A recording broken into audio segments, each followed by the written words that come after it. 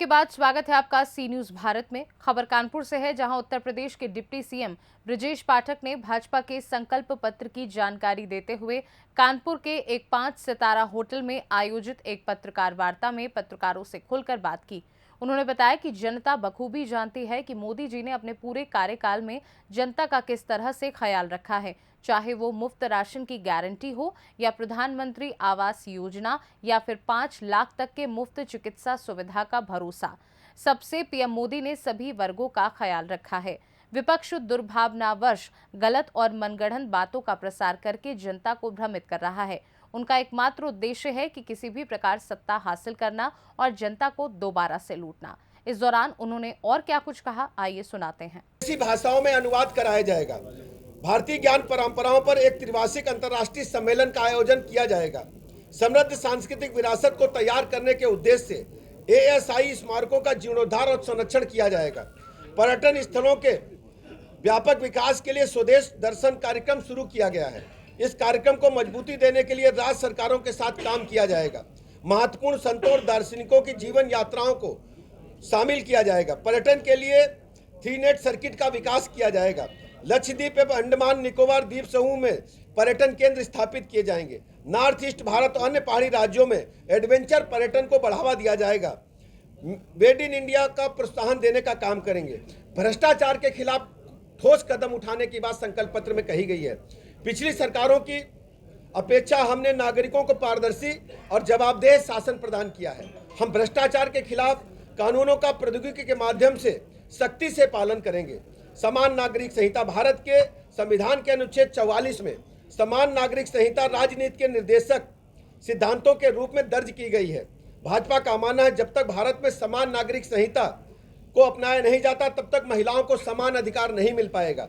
भाजपा सर्वश्रेष्ठ परंपराओं से प्रेरित समान नागरिक संहिता बनाने के लिए प्रतिबद्ध है, जिसमें उन परंपराओं को आधुनिक समय की जरूरतों के मुताबिक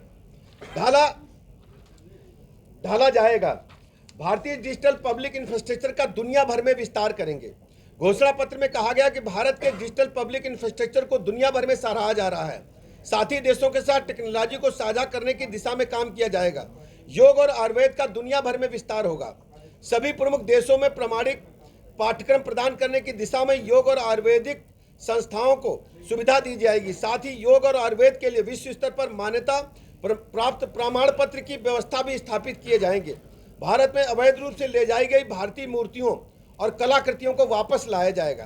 पहले भी माननीय प्रधानमंत्री जी ने जो भारत में हमारी जो विश्व प्रसिद्ध मूर्तियां थीं, जो कलाकृतियां थीं, जो देश से बाहर चुरा करके या अन्य किसी कारण ले जाई गई थी, उनको वापस लाने का काम माननीय प्रधानमंत्री जी ने किया है।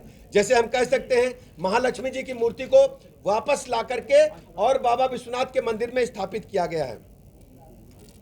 भगवान राम की विरासत का संरक्षण और प्रचार किया जाएगा। रामलला की प्राण प्रतिष्ठा के स्मरण में दुनिया भर में उत्साह के साथ रामायण उत्सव मनाए जाएंगे। नशे के खिलाफ लड़ाई को और मजबूत किया जाएगा। न्याय संहिता को शीघ्र लागू किया जाएगा। वामपंथी उग्रवाद को खात्मा करेंगे पूरे देश से। सीए का क्रियान्वयन करेंगे। सशस्त्र बलों और केंद्रीय सशस्त्र पुलिस बलों की क्षमता बढ़ाएंगे। एक राष्ट्र एक चुनाव होगा। इस देश के अंदर एक राष्ट्र एक चुनाव हमारे संकल्प पत्र में शामिल है। एक सामान्य मतदाता सूची प्रणाली, सभी चुनाव के लिए एक मतदाता सूची बने, यह हमारे संकल्प पत्र में शामिल है। अगले 5 साल तक मुफ्त राशन, 70 साल से अधिक उम्र के सभी लोगों को आयुष्मान के तहत स्वास्थ्य लाभ मिलेगा। आयुष्मान योजना में ट्रांसजेंडर को भी शामिल किया जाएगा। पीएम आवास के तहत 3 करोड़ नए घर बनाए जाएंगे। रसोई गैस सप्लाई पाइप से घर घर पहुंचाने का काम तेजी के साथ आगे बढ़ाया जाएगा।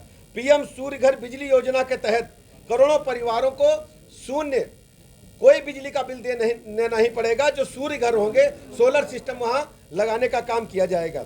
मुद्रा ऋण के तहत ऋण सीमा 10 लाख से बढ़ाकर 20 लाख तक की जाएगी। 3 करोड़ महिलाएं बनेगी लखपति दीदी। राष्ट्रीय सहकारिता नीति का क्रियान्वयन किया जाएगा। 2025 में जा रहा है।